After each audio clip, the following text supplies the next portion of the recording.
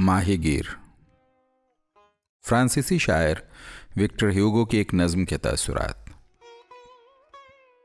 سمندر رو رہا تھا، مقید لہریں پتھریلے ساحل کے ساتھ ٹکرا ٹکرا کر آہوزاری کر رہی تھیں۔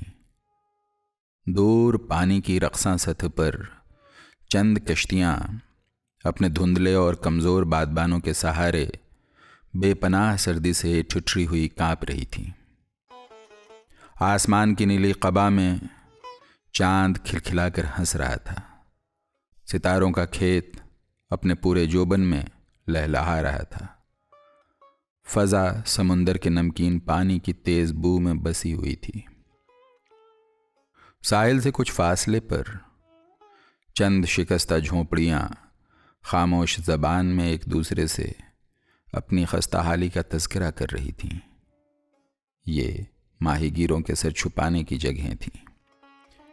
ایک جھونپڑی کا دروازہ کھلا تھا جس میں چاند کی آوارہ شعاعیں زمین پر رینگ رینگ کر اس کی کاجل ایسی فضا کو نیم روشن کر رہی تھیں۔ اس اندھی روشنی میں دیوار پر ماہی گیر کا جال نظر آ رہا تھا اور ایک چوبی تختے پر چند تھالیاں جھلملا رہی تھیں۔ جھونپڑی کے کونے میں ایک ٹوٹی ہوئی چارپائی تاریک چادروں میں ملبوس اندھیرے میں سر نکالے ہوئے تھی۔ اس کے پہلو میں پھٹے ہوئے ٹاٹ پر 5 بچے محو خواب تھے۔ ننھی روحوں کا ایک گھونسلہ جو خوابوں سے تھر تھرا رہا تھا، پاس ہی ان کی ماں نہ معلوم کن خیالات میں مستغرق گھٹنوں کے بل بیٹھی گنگنا رہی تھی۔ یکایک وہ لہروں کا شور سن کر چونکی۔ بوڑھا سمندر کسی آنے والے خطرے سے آگاہ سیاہ چٹانوں، تند ہواؤں اور نصف شب کی تاریخی کو مخاطب کر کے گلا پھاڑ پھاڑ کر چلا رہا تھا۔ وہ اٹھی اور بچوں کے پاس جا کر ہر ایک کی پیشانی پر اپنے سرد لبوں سے بوسہ دیا اور وہیں ٹاٹ کے ایک کونے میں بیٹھ کر دعا مانگنے لگی۔ لہروں کے شور میں یہ الفاظ بخوبی سنائی دے رہے تھے: اے خدا، اے بے قصوں اور غریبوں کے خدا، ان بچوں کا واحد سہارا رات کا تاریک کفن اوڑھے سمندر کی لہروں کے ساتھ کھیل رہا ہے، موت کے عمیق گڑھے پر پاؤں لٹکائے ہوئے ہے۔ صرف ان کی خاطر وہ ہر روز اس دیو کے ساتھ کشتی لڑتا ہے۔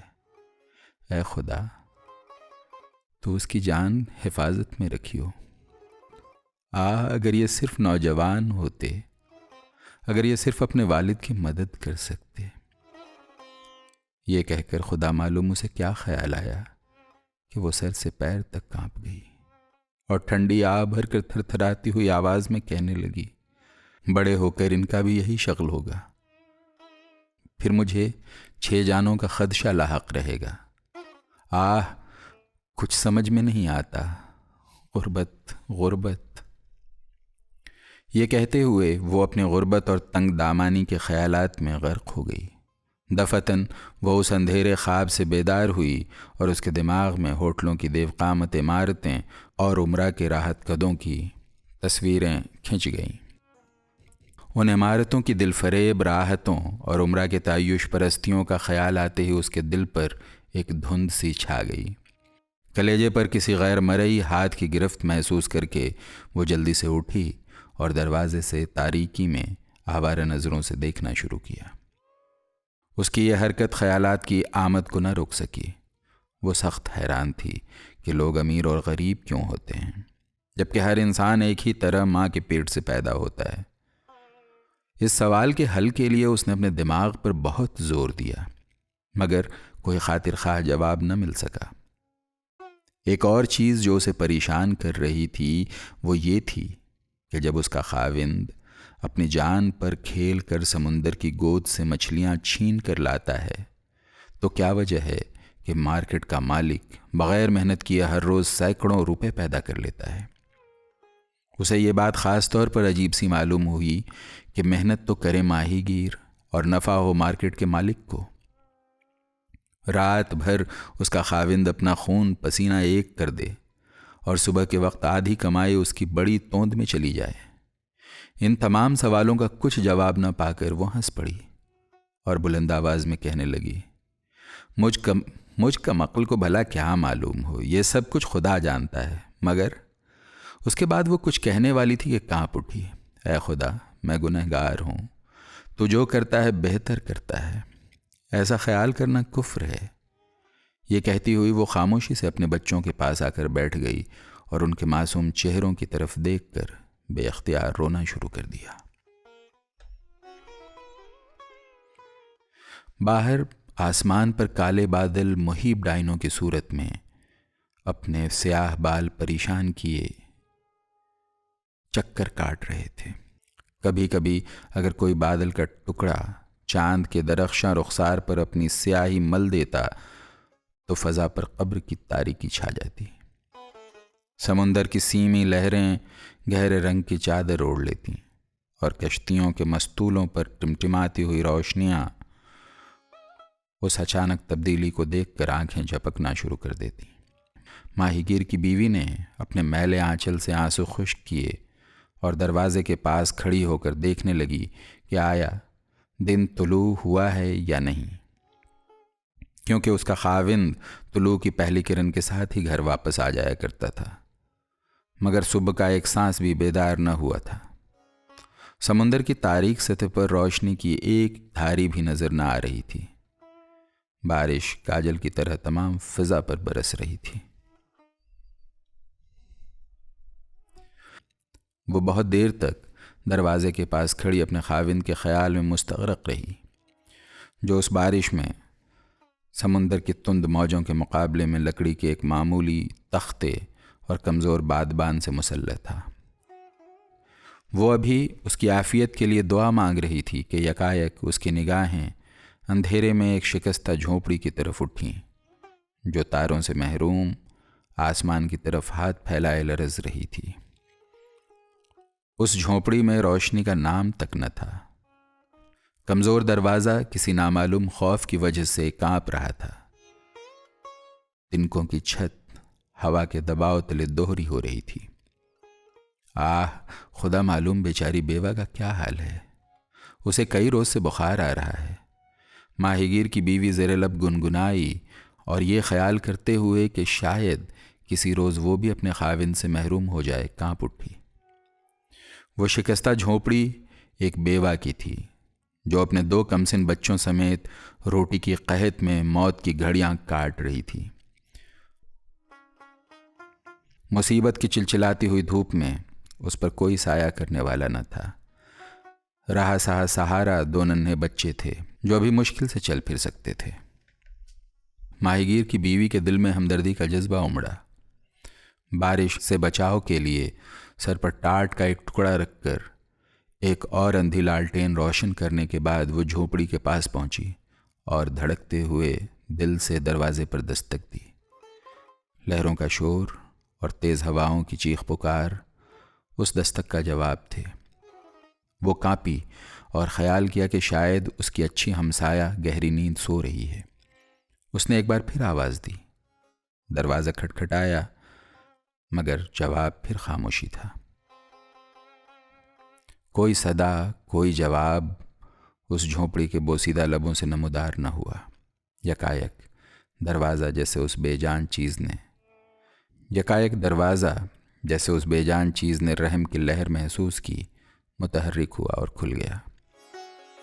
ماہی گیر کی بیوی جھونپڑی کے اندر داخل ہوئی اور اس خاموش قبر کو اپنی اندھی لالٹین سے روشن کر دیا جس میں لہروں کے شور کے سوا مکمل سکوت طاری تھا۔ پتلی چھت سے بارش کے قطرے بڑے بڑے آنسوؤں کی صورت میں سیاہ زمین کو تر کر رہے تھے۔ فضا میں ایک مہیب خوف سانس لے رہا تھا۔ ماہی گیر کی بیوی اس خوفناک سما کو دیکھ کر جو جھونپڑی میں سمٹا ہوا تھا سر تا پا ارتعاش بن کر رہ گئی۔ آنکھوں میں گرم گرم آنسو چھلکے اور بے اختیار اچھل کر بارش کے ٹپکے ہوئے قطروں کے ساتھ ہم آغوش ہو گئے۔ اس نے ایک سرداہ بھری اور دردناک آواز میں کہنے لگی، تو ان بوسوں کا جو جسم کو راحت بخشتے ہیں ماں کی محبت، گیت، تبسم، ہنسی اور ناچ کا ایک ہی انجام ہے، یعنی قبر۔ آہ میرے خدا! اس کے سامنے پھوس کے بستر پر بیوہ کی سرد لاش اکڑی ہوئی تھی اور اس کے پہلو میں 2 بچے محو خواب تھے۔ لاش کے سینے میں ایک آہ کچھ کہنے کو رکی ہوئی تھی۔ اس کی پتھرائی ہوئی آنکھیں جھونپڑی کی خستہ چھت کو چیر کر تاریک آسمان کی طرف ٹکٹکی لگائے دیکھ رہی تھیں، جیسے انہیں کچھ پیغام دینا ہے۔ ماہی گیر کی بیوی اس وحشت خیز منظر کو دیکھ کر چلا اٹھی۔ تھوڑی دیر دیوانہ وار ادھر ادھر گھومی، یکایک اس کی نم آنکھوں میں ایک چمک پیدا ہوئی۔ اس نے لپک کر لاش کے پہلو سے کچھ چیز اٹھا کر اپنی چادر میں لپیٹ لی اور اس دارالخطر سے لڑکھڑاتی ہوئی اپنی جھونپڑی میں چلی آئی۔ چہرے کے بدلے ہوئے رنگ اور لرزاں ہاتھوں سے اس نے اپنی جھولی کو میلے بستر پر خالی کر دیا اور اس پر پھٹی ہوئی چادر ڈال دی۔ تھوڑی دیر بیوہ سے چھینی ہوئی چیز کی طرف دیکھ کر اپنے بچوں کے پاس زمین پر بیٹھ گئی۔ مطلع سمندر کے افق پر سفید ہو رہا تھا۔ سورج کی دھندلی شعاعیں تاریکی کا تعاقب کر رہی تھیں۔ ماہی گیر کی بیوی بیٹھی اپنے احساس جرم کے شکستہ تار چھیڑ رہی تھی۔ ان غیر مربوط الفاظ کے ساتھ کنسوری لہریں اپنی مغموم تانے چھیڑ رہی تھیں۔ آہ میں نے بہت برا کیا، اب اگر وہ مجھے مارے تو مجھے کوئی شکایت نہ ہوگی۔ یہ بھی عجیب ہے کہ میں اس سے خائف ہوں جس سے محبت کرتی ہوں۔ کیا واپس چھوڑا ہوں؟ نہیں، شاید وہ مجھے معاف کر دے۔ وہ اسی قسم کے خیالات میں غلطاں و پیچاں بیٹھی ہوئی تھی کہ ہوا کے زور سے دروازہ ہلا۔ یہ دیکھ کر اس کا کلیجہ دھک سے رہ گیا۔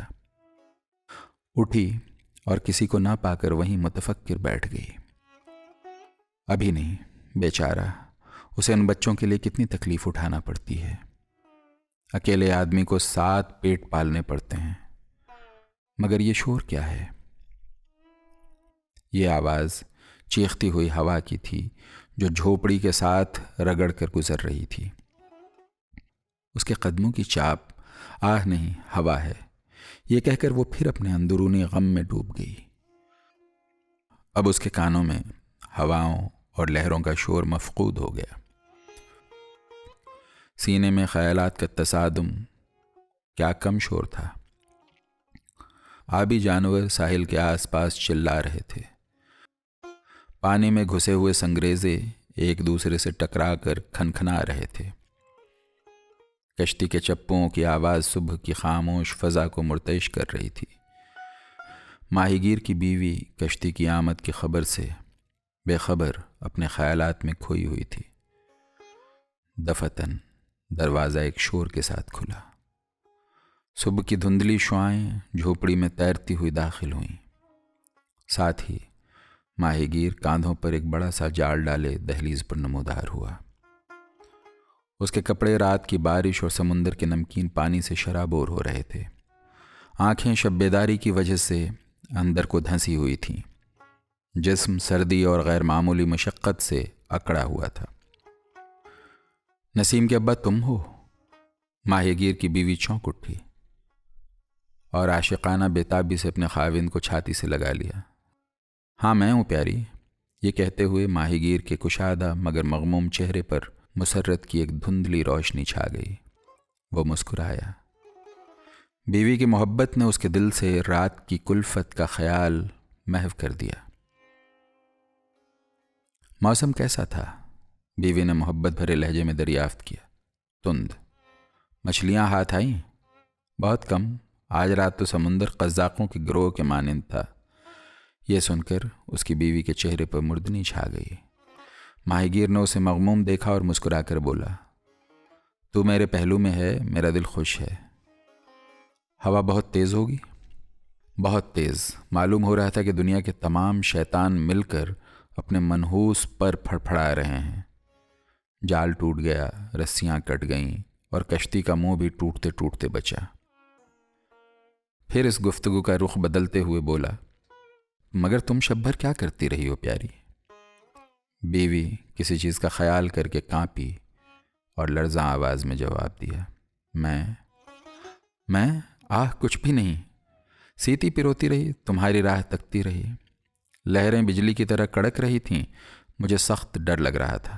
ڈر؟ ہم لوگوں کو کس بات کا ڈر؟ اور ہاں ہماری ہمسایہ بیوہ مر گئی ہے، بیوی نے اپنے خاوند کی بات کاٹتے ہوئے کہا۔ ماہی گیر نے یہ دردناک خبر سنی مگر اسے کچھ تعجب نہ ہوا، شاید اس لیے کہ وہ ہر گھڑی اس عورت کی موت کی خبر سننے کا متوقع تھا۔ اس نے آہ بھری اور صرف اتنا کہا، بیچاری سدھار گئی ہے۔ ہاں، اور 2 بچے چھوڑ گئی ہے جو لاش کے پہلو میں لیٹے ہوئے ہیں۔ یہ سن کر ماہی گیر کا جسم زور سے کانپا اور اس کی صورت سنجیدہ و متفکر ہو گئی۔ ایک کونے میں اپنی اونی ٹوپی جو پانی سے بھیگ رہی تھی پھینک کر سر کھجلایا اور کچھ دیر خاموش رہنے کے بعد اپنے آپ سے بولا، 5 بچے تھے، اب 7 ہو گئے۔ اس سے پیشتر ہی اس تند موسم میں ہمیں 2 وقت کا کھانا نصیب نہیں ہوتا تھا۔ مگر خیر، میرا قصور نہیں، اس قسم کے حوادث بہت گہرے معنی رکھتے ہیں۔ وہ کچھ عرصے تک اسی طرح اپنا سر گھٹنوں میں دبائے سوچتا رہا۔ اسے یہ سمجھ نہ آتا تھا کہ خدا نے ان بچوں سے جو اس کی مٹھی کے برابر بھی نہیں ماں کو کیوں چھین لیا ہے، ان بچوں سے جو کام نہ کر سکتے ہیں اور نہ کسی چیز کی خواہش ہی کر سکتے ہیں۔ اس کا دماغ ان سوالوں کا کوئی حل پیش نہ کر سکا۔ وہ بڑبڑاتا ہوا اٹھا، شاید ایسی چیزوں کو ایک پڑھا لکھا ہی سمجھ سکتا ہے، اور پھر اپنی بیوی سے مخاطب ہو کر بولا، پیاری جاؤ انہیں یہاں لے آؤ۔ وہ کس قدر وحشت زدہ ہوں گے اگر صبح اپنی ماں کی لاش کے پاس بیدار ہوئے۔ ان کی ماں کی روح سخت بے قرار ہوگی۔ جاؤ انہیں ابھی لے کر آؤ۔ یہ کہہ کر وہ دل میں سوچنے لگا کہ وہ ان بچوں کو اپنی اولاد کی طرح پالے گا، وہ بڑے ہو کر اس کے گھٹنوں پر چڑھنا سیکھ جائیں گے۔ خدا ان اجنبیوں کو جھونپڑی میں دیکھ کر بہت خوش ہوگا اور انہیں زیادہ کھانے کو عطا کرے گا۔ تمہیں فکر نہیں کرنی چاہیے پیاری، میں زیادہ محنت سے کام کروں گا۔ اور پھر اپنی بیوی کو چارپائی کی طرف روانہ ہوتے دیکھ کر بلند آواز میں کہنے لگا، مگر تم سوچ کیا رہی ہو؟ اس دھیمی چال سے نہیں چلنا چاہیے تمہیں۔ ماہی گیر کی بیوی نے چارپائی کے پاس پہنچ کر چادر کو الٹ دیا۔ تو یہ ہیں 2 بچے، صبح کی طرح مسکرا رہے تھے۔ اگر آپ کو ہماری کوششیں پسند آئی ہیں تو براہ کرم ہمارے چینل کو سبسکرائب کریں اور ساتھ میں گھنٹی کے بٹن کو دبائیں تاکہ ہماری اپڈیٹس آپ کو ملتی رہیں۔ شکریہ۔